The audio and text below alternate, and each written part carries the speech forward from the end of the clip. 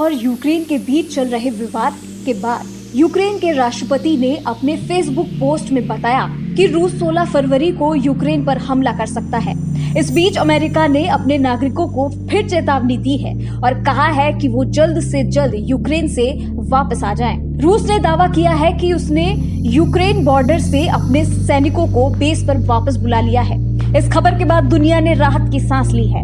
इससे पहले आशंका जताई गई थी कि क्या रूस यूक्रेन पर हमला करने जा रहा है। यूक्रेन के राष्ट्रपति के एक फेसबुक पोस्ट के बाद पूरी दुनिया में डर का माहौल बन गया था। यूक्रेन के राष्ट्रपति वोलोदिमीर जेलेंस्की ने सोमवार को घोषणा की थी कि बुधवार यानी कि 16 फरवरी एकता का दिन होगा, क्योंकि उस दिन उनके देश पर रूसी आक्रमण शुरू हो सकता है। इसके साथ ही यूक्रेन में बुधवार को सार्वजनिक अवकाश घोषित कर दिया गया था। साथ ही अमेरिका ने भी यहां अपना दूतावास खाली कर दिया था। इससे पहले बाइडेन प्रशासन ने शुक्रवार को चेतावनी दी थी कि यूक्रेन पर कभी भी हमला हो सकता है। इस तनातनी के बीच सवाल उठता है कि आखिर ये बवाल है किस बात पर। तो आपको ये बता दें कि खुद को असहज पाने के कारण यूक्रेन नाटो से हाथ मिलाना चाहता है। वहीं रूस अमेरिका से आश्वासन चाहता है कि यूक्रेन को किसी भी शर्त पर नाटो में जगह न दी जाए। लेकिन ऐसे युद्ध जैसे हालात आखिर क्यों बन गए? वो कौन सी वजह थी जिसके कारण आज रूस और यूक्रेन के बीच ये विवाद इतना बढ़ गया है? और कैसे एक समय रूस का पक्का वाला दोस्त कहलाने वाला यूक्रेन आज उसका सबसे बड़ा दुश्मन बन गया है? चलिए कुछ पॉइंट्स के जरिए इस बात को समझने की कोशिश करते हैं। यूक्रेन की सीमा पश्चिम में यूरोप और पूर्व में रूस के साथ लगती है। 1991 तक यूक्रेन सोवियत संघ का सदस्य था।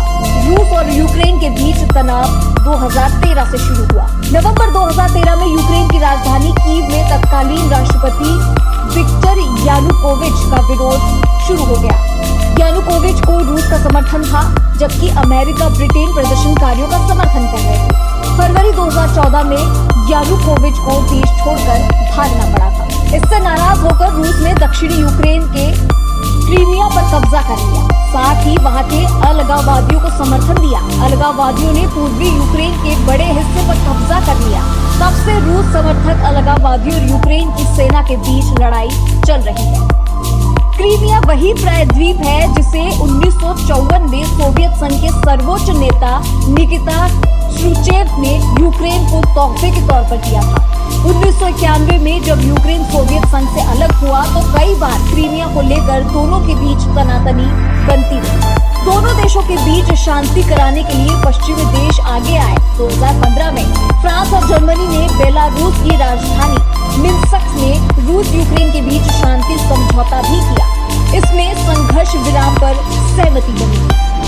रूस की वजह से यूक्रेन पश्चिमी देशों से अपने रिश्तों को बेहतर बनाने की कोशिश में जुटा है, जबकि रूस इसके खिलाफ है। सदस्य न होने के बावजूद यूक्रेन के नाटो से अच्छे संबंध हैं। 1939 में सोवियत संघ का मुकाबला करने के लिए नॉर्थ अटलांटिक ट्रीटी ऑर्गेनाइजेशन यानी नाटो की स्थापना हुई थी। अमेरिका और ब्रिटेन समेत दुनिया के 30 देश इस संगठन के सदस्य हैं। ट्रीटी के मुताबिक अगर संगठन के किसी सदस्य देश पर तीसरा देश हमला करता है तो नाटो के सदस्य देश एकजुट होकर उसका मुकाबला करेंगे। रूस की मांग है कि नाटो यूरोप में अपने विस्तार पर रोक लगाए। रूसी राष्ट्रपति व्लादिमीर पुतिन ने पिछले हफ्ते चेताते हुए ये भी कहा था कि अगर रूस के खिलाफ नाटो यूक्रेन की जमीन का इस्तेमाल करता है तो उसे उसका अंजाम भुगतना होगा। यूक्रेन नाटो में शामिल होने की कोशिश कर रहा है। उधर रूस की चेतावनी पर नाटो ने कहा कि रूस को इस प्रक्रिया में दखल देने का अधिकार नहीं है। रूस को डर है कि अगर यूक्रेन नाटो का हिस्सा बन गया और आगे युद्ध हुआ तो गठबंधन के देश उस पर हमला कर सकते हैं। ऐसे में तीसरे विश्व युद्ध का खतरा और बढ़ जाएगा। सैन्य ताकतों की अगर बात करें तो आपको बता दें कि कौन किस पर भारी है। रूस के पास दुनिया की सबसे शक्तिशाली सेनाओं में से एक है और ये देश रक्षा पर खर्च करने वाले शीर्ष 5 देशों में शुमार है। साल 2020 में रूस ने अपनी सेना पर 61.7 अरब डॉलर खर्च किया, जो कुल सरकारी खर्च का 11.4% था। वहीं Stockholm international peace research institute के मुताबिक इसकी तुलना में यूक्रेन ने अपनी सेना पर 5.9 अरब डॉलर यानी सरकारी खर्च का 8.8% खर्चा किया है। दिसंबर 2021 में नाटो प्रमुख और यूक्रेन के राष्ट्रपति की मुलाकात हुई। इधर नाटो को लेकर यूक्रेन की सक्रियता को देख रूस ने सीमा पर अपनी फौजों को तैनात करना शुरू कर दिया। वर्तमान में यूक्रेन की सीमा पर रूस ने 1 लाख से ज्यादा सैनिक, जंगी जहाज, टैंक, गोला बारूद समेत कई अत्याधुनिक हथियारों की तैनाती कर दी है। रूस ने भले ही यूक्रेन पर हमला करने से इनकार किया है, लेकिन इस बीच अब ये एक और खबर आई है कि अगले कुछ ही घंटों में जंग का ऐलान भी हो सकता है। ब्रिटिश मीडिया का कहना है कि रूस ने जंग की तैयारी तेजी से कर दी है और अगले कुछ घंटों में वो युद्ध का ऐलान भी कर सकता है। वहीं अमेरिका ने रूस को आखिरी चेतावनी देते हुए कहा कि उसे युद्ध की भारी कीमत चुकानी पड़ेगी।